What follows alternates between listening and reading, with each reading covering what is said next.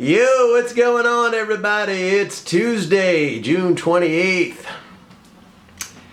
No bueno. Well, we had a pretty significant move down today, retracing a lot of the rally we saw on Friday. Here's the bad news, folks. I'm not going to sugarcoat it. I mean, we saw yesterday another net liquidity drain, tax-related liquidity drain. Now these, before I get into the numbers, let me just like broad brush the whole thing for you.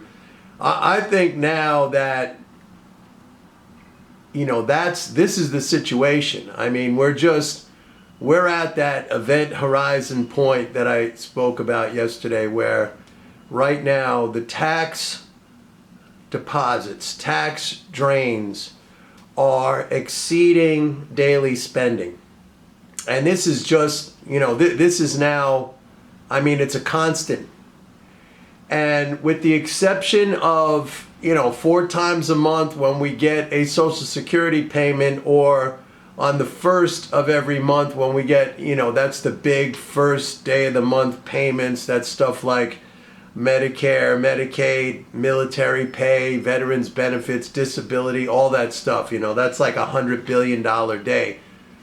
With the exception of those days, all right, 4 days out of the month when we get a Social Security payment, and the first of every month, all the rest of every month is going to be a net drain. That's just the math right now.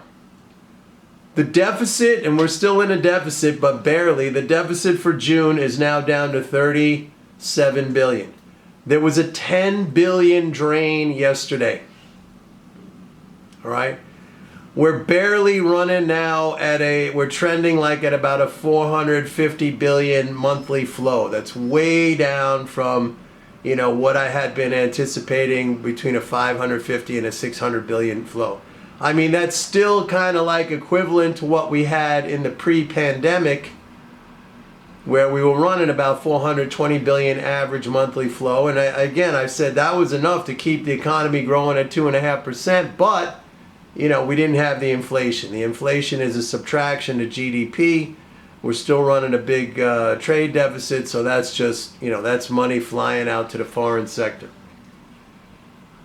But the big thing here, and you know, this is the first time since I've been doing these videos for a long time. I think it's been the first time since I've been doing the MMT Trader, going back to 2016.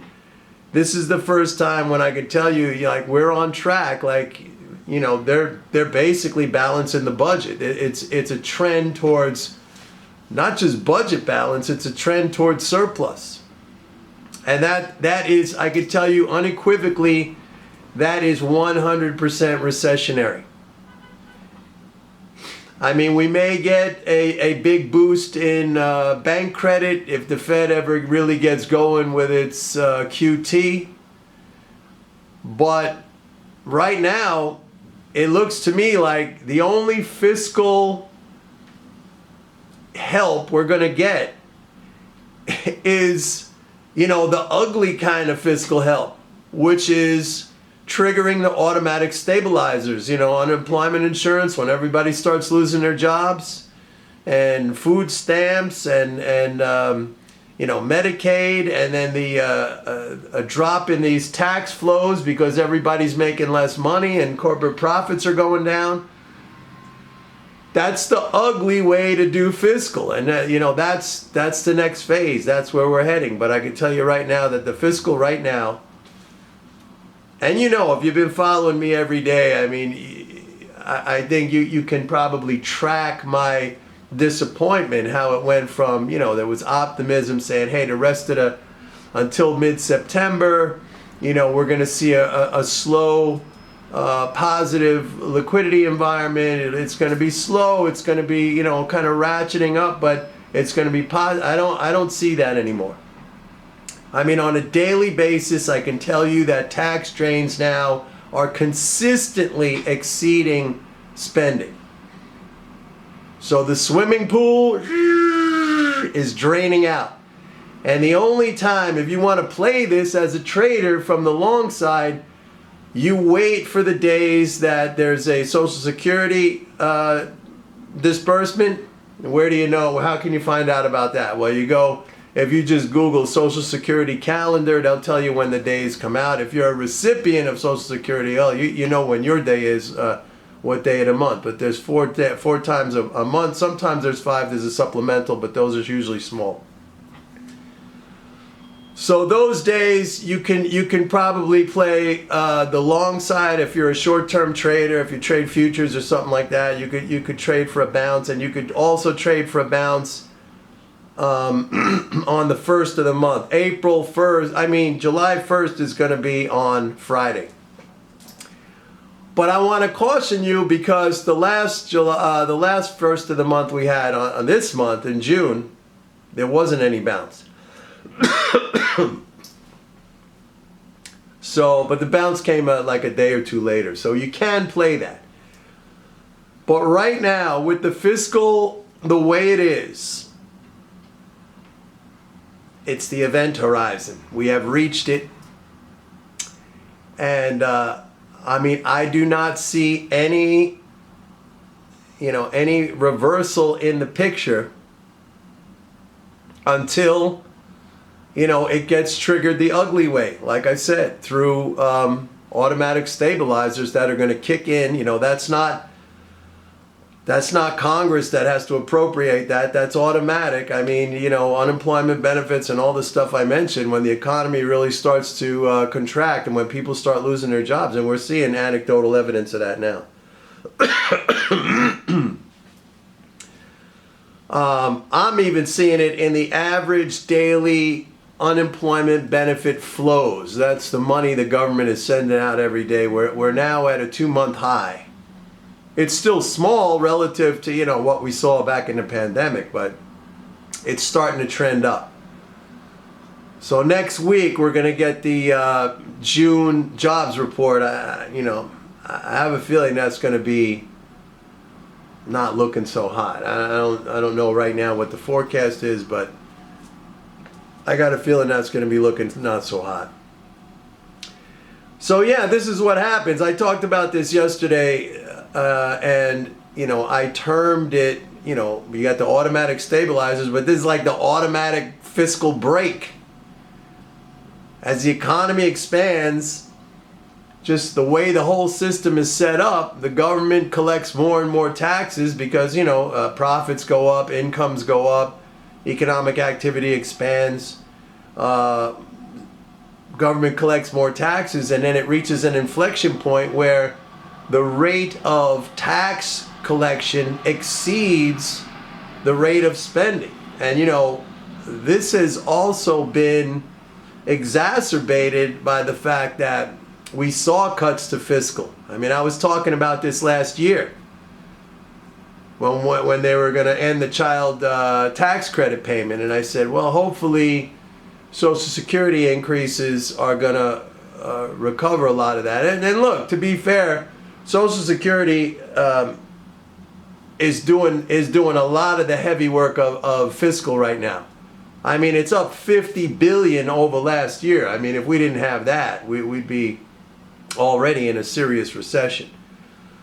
And if you want to look forward to next year, I just saw an article about 2023 that the cost of living adjustment to Social Security, it's going to be like a record increase. It could be growing, it could be up like 8%. This year it's up like 6.5%. Next year it could be up like 8%. That's going to be another good boost to fiscal, but who knows what Congress is going to do by next year. We're probably going to have a new Congress. It's probably going to be Republican. Who knows what they're going to want to cut. Who knows if they're going to want to increase spending in some area, probably defense.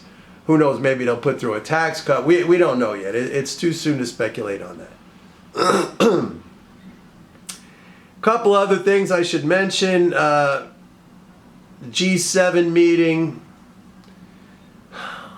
Folks, I don't know. It just seems to me like we're hurtling at an accelerated rate towards World War III. First of all, they want to put a cap on Russian crude oil prices, and they want to ban the import of Russian gold. the G7 nations. So first of all, from what I've read and listening to people in the trade, in the oil industry, who I consider to be knowledgeable, they said that cap idea is a no-go. All right. As far as Russian gold, banning Russian gold, that just means, demand for gold doesn't go away. If G7 doesn't buy it, it'll likely be made up elsewhere. Right now, I can tell you that if you look at futures positions in the futures market, and I've been talking about this now for a pretty long period of time, producers, metals producers, gold producers, silver producers are positioned in the most bullish way that I have seen in at least 3 years. All right, so market's quiet now. Gold is trading near the mid to low 1800s. They've reduced their short position. They swap dealers too, the big Wall Street banks. They just, this has been, if you look at it over the last, really since March, they've just been reducing their short position, and that's essentially like a bullish positioning for them. So you got to be patient. I would, if I was going to do anything, I'd be on their side. I mean, that's the smart money. All right. The other thing that's kind of scary is I just saw this today that supposedly Turkey has now agreed to NATO accession for Finland and Sweden. Turkey was originally opposed to allowing Finland and Sweden to join NATO. Now supposedly there's an agreement, and here we go again. This is, to me, it's another step in the provocation of Russia, Finland. Finland's going to end up being Ukraine 2.0. I mean, this is just pushing the envelope toward, all this stuff I talk about every day, economics, the markets, it may all, very soon it may all be just irrelevant. Because we're all going to be like fucking dead from World War III or a nuclear war. They just keep pushing. It's like, to me, it seems totally obvious that the West, the United States, and NATO want to provoke a direct war with Russia, which would absolutely lead to nuclear war. And this NATO accession for Finland, particularly Finland, bordering on Russia, that's just, Russia's not going to allow that to happen. We're pushing towards World War III, I'm pretty sure. It's almost like I don't even hardly have the heart to do these videos anymore, because this is such a catastrophic, looming reality in the background that's, on a daily basis coming more and more into the foreground by these psychopaths who are pushing endless war with a nuclear superpower. I'm almost at the point like, let's get it on already. Let's get it over with. It's just insanity. It is absolute, utter, sheer insanity, and I don't know. What can you do, man? Anyway, back to economics. So the fiscal picture right now, let me just sum it up. We are now in an environment where it is consistent net drain every day. The only time there is not going to be net drain, 4 times a month when you get a Social Security payment. You can go check out the Social Security calendar and find out when those days are. And the first of every month, or if the first of every month occurs on a weekend, then it's the last business day of the month. You can play those days on the long side as a trader. But apart from that, you either got to now move to the sidelines, or you gotta sell into these rallies or buy some downside protection. I don't think there's a lot of downside in the market. Sentiment is really negative. And we are going to start to see the automatic stabilizers start to pick up. They're already starting to pick up with unemployment, but they have to pick up more. And the bond market has to be convinced that, you know, the economy is really tumbling into recession, and then you're going to have, you know, you're going to get the Fed kind of coming out with more dovish rhetoric, and people will latch on to that. Investors will latch on to that. But right now, it's a very lousy fiscal picture. Anyway, that's it for today, folks. See you tomorrow. Bye.